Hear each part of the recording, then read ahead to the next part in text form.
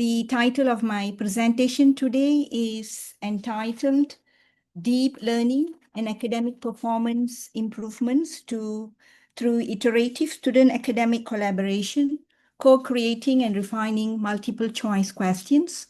So there are three of us who have been working on this teaching and research paper, and the other two colleagues from the Hong Kong Polytechnic University of Hong Kong are Chu and Nico. So I'm doing this presentation on behalf of my other two colleagues as well. So since I'm only given 10 minutes to present, so I'm just going to particularly focus on the effectiveness of this teaching and learning project, particularly as to how this teaching and learning project had benefited the students from the perspective of deep learning and improvement in academic performance. So before we focus on that aspect of this teaching and learning project, I just want to give a very brief background. So this course, known as company law, is being taught to students who have enrolled for this course of business administration, where they major in accounting and finance, accountancy, or financial services. And company law is a compulsory subject for them. So whether they like it or not, they need to pass this subject in order to be able to successfully complete their undergraduation course. So we then notice that they find lots of difficulty in grasping the important concepts, principles of law, the relevance of the subject to real life situation, how it is applied, how do you gain proper knowledge, and how you would apply it accordingly. So therefore, we decided to ask ourselves whether this co-creation of multiple choice questions would actually enable them, amongst many other objectives, to acquire deep learning and, most importantly or equally important, to improve their academic performance. So just like any students, they surely want to do well in their academic performance. So in these slides, I'm just given some explanation of meaning of multiple choice question, brief history, and these are all pretty narrative and descriptive, and benefits of co-creation of multiple choice questions. We can see the benefits from the slides. And surely we all know the difference between creation and co-creation. Creation of MCQs are usually done by the instructors, the professors, where the students just respond to the questions. We then grade those questions and let them know as to how they have performed in the multiple choice questions. But when it comes to co-creation, it's a joint effort by both the students and the lecturers, professionals involved. So they create the questions, when I say the students, and then we look at the questions, edit it, and give them some feedback as to how they could have performed better insofar as that particular questions are concerned. So now we just want to ask ourselves, how was this implemented and what was the teaching methodology? So here, just before we go ahead with teaching methodology, usually when we use this phrase deep learning, we feel that it's machine deep learning, the context of algorithms and so forth, computer process, as we all know. But insofar as this teaching learning project is concerned, as it stands right now, it is based on non-machine deep learning, or if you like, classical or typical traditional form of learning, where students are asked to create multiple choice questions on the relevant topics related to company law from their own knowledge and understanding, without actually relying upon any form of machine deep learning, which is of course very popularly known as deep learning. So that's why this is our focus of our paper. So just want to clarify that. And of course, we have given reasons as to why we have chosen this non-machine deep learning, so to speak, and you have given several reasons as compared to typical deep learning. And due to time constraints, I'm not going to elaborate or read each of these benefits or advantages given here. So I would now like to focus on the teaching and learning methodology. How was this project implemented? So in order to accomplish the goal of this project, co-creative multiple choice questions were done, of course, related to company law, in order to ensure that students would actually take this aspect of the learning of company law seriously and to see the effectiveness. We decided to incorporate this aspect of teaching and learning project as part of the course assessment of company law, and it carried 10%.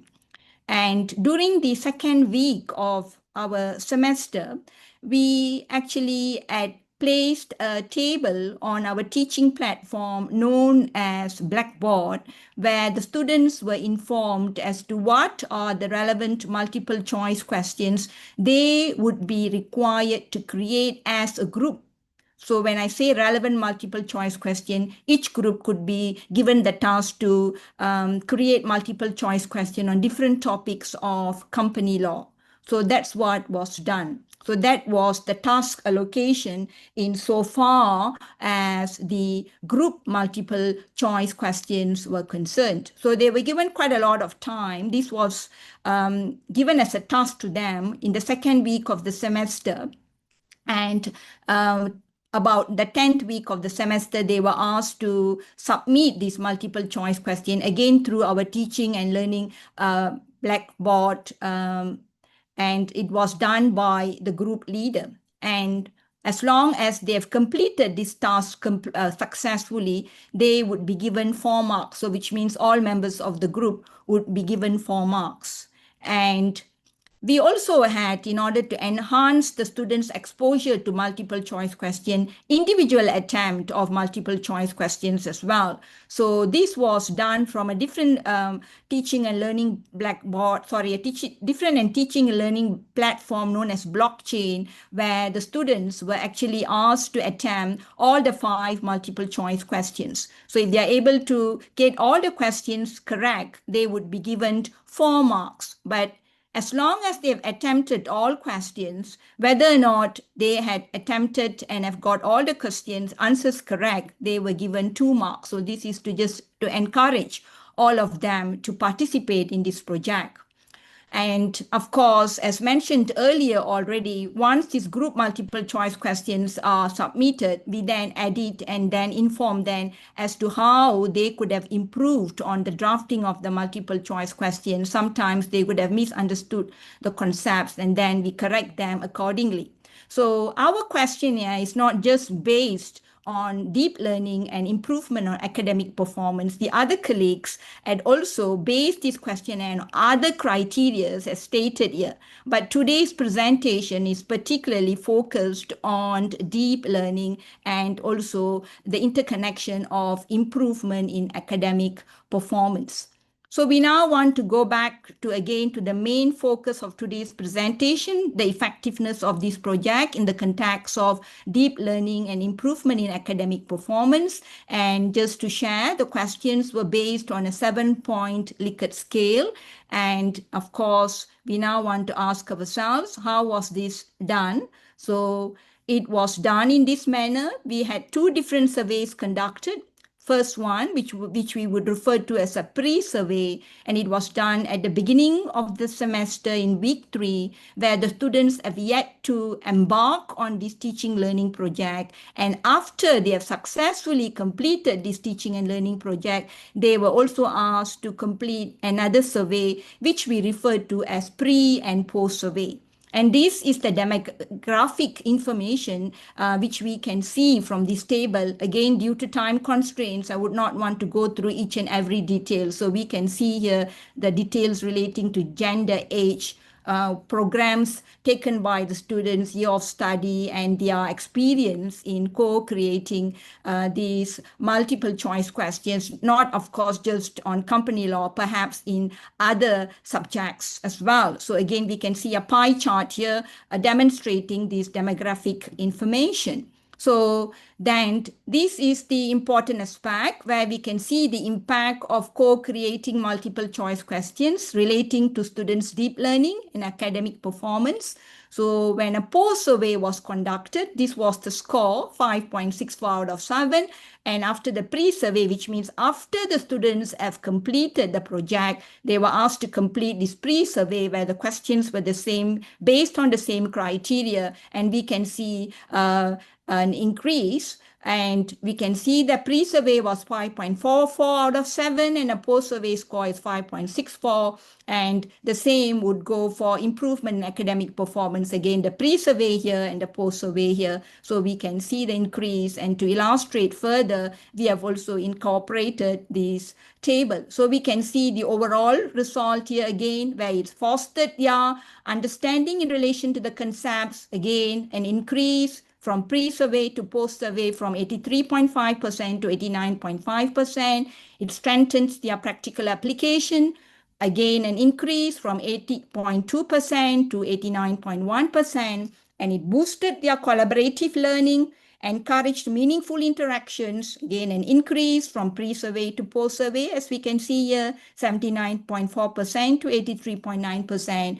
And it also was a more engaging learning environment. Students ensure that they collaborate with one another, engage with one another to be able to produce good created multiple choice question. And it also increased the guidance given by teachers. And we can again see there's an increase from the pre-survey to post-survey. And this, I would say, is important at a university level, strengthened their critical thinking and reasoning abilities, also improved in that regard. And again, we can see an increase from 81.5% to 88.3%. So here again, we have elaborated on these analyses, the results, and these are the specific questions the students were asked to answer with regard to deep learning and improvement in academic performance. So again, due to time constraints, I'm not going to read each of these questions here, but we can see these are the questions the students were asked to respond, and these were the respective responses. So the green bar is, of course, a pre-survey, and the blue bar is for post-survey. So this is just to give a further illustration based on what was stated earlier. So here we have shared the details, the exact details. Of course, it is not 100% perfect outcome or result. So on the whole, it's pretty well done. But so we can see the number of students have agreed, strongly disagreed, disagree, and so forth. And we can see the percentage is higher, agree, and strongly agreed. And we can see the mean score accordingly. So let us now look at the overall results, benefits of co-creating multiple choice questions on perceived academic performance. So we can see again, pre-survey, 76.2%. They agreed that it helped to revise this topic or this subject better, from an increase of post-survey of 87.9%, better knowledge consolidation and exam preparation. It also enabled them to prepare better for the final examination.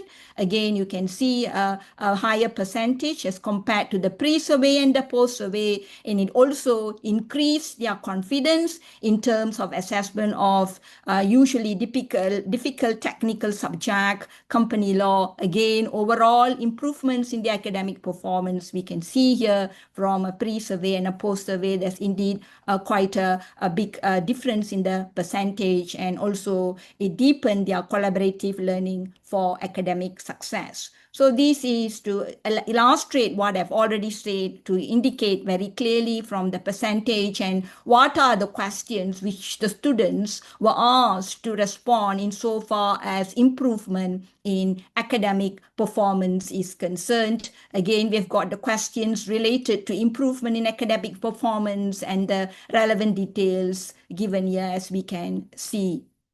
And here we can see the scores on deep learning and perceived academic performance of students who had prior experience in creating multiple choice questions as compared to students who did not have prior experience in creating multiple choice questions. So when we look at this table here, it clearly indicates to us that those who had experience in creating multiple choice question, perhaps in a different subject, surely are able to appreciate these two particular benefits, deep learning and improvement in academic performance. So you can see from this chart that the percentage insofar as responded by those who had prior experience in deep learning, in co-creating multiple choice questions is surely higher as compared to those who had no experience and perhaps were involved in this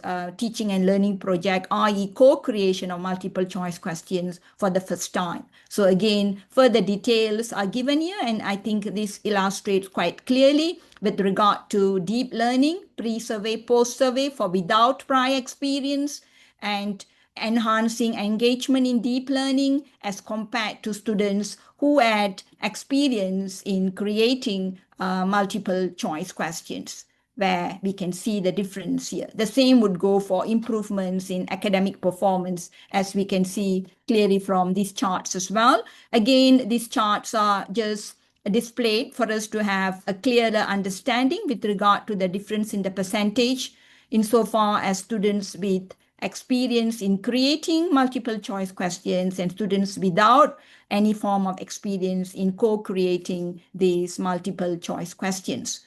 So what would be our result in light of all these data analysis?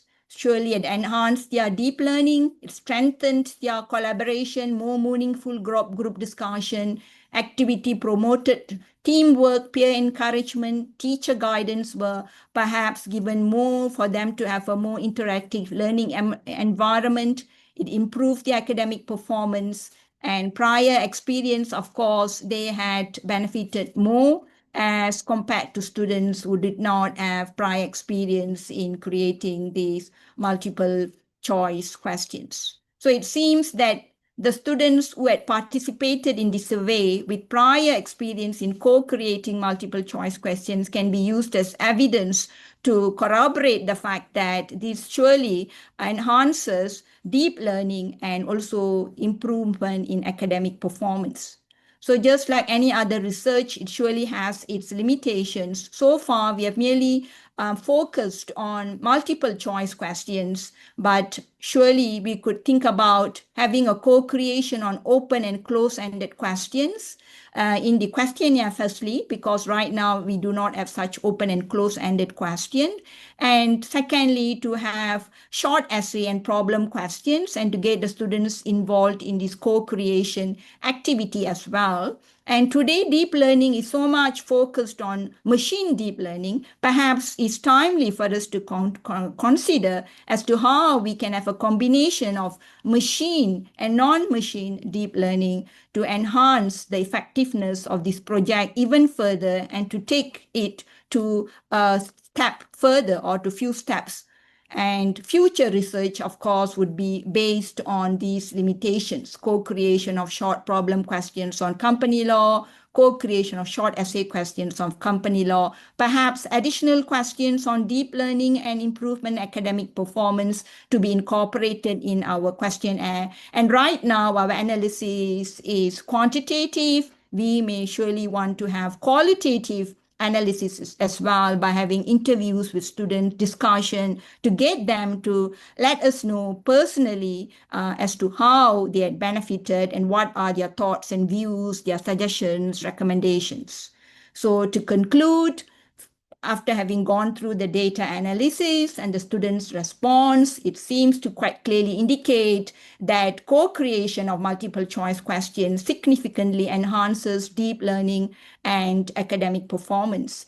And to acknowledge that this research paper was supported and funded by the Teaching Development Grant from the University Grants Committee of the Hong Kong Polytechnic University in Hong Kong. So that concludes my presentation, and thank you so much for your attention.